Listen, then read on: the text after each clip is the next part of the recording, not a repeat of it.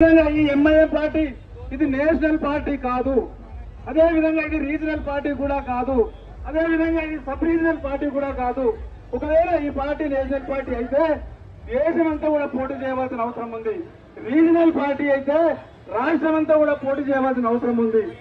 Sub regional party అయితే sub regional స్థానంలో కూడా అన్ని స్థానాలకు పోటీ చేయవలసిన అవసరం ఉంది.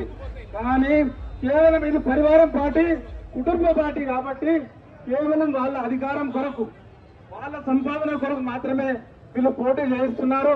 పార్టీని ప్రజాతంత్ర విధంగా నడపకుండా నియంతృత్వంగా వీళ్ళు పరిపాలిస్తున్నారు. కాబట్టి ఎంఐఎం పార్టీని వ్యతిరేకించవలసిందిగా మీ అందరికీ కోరుతున్నాం. అదేవిధంగా ఎంపీటీ కూడా ఎందుకు పార్లమెంట్ లో పోటీ చేస్తలేదో చెప్పాలి. అదేవిధంగా కాంగ్రెస్ కూడా ఇంతవరకు ఎందుకు తమ అభ్యర్థిని ప్రకటించలేదో చెప్పాలి.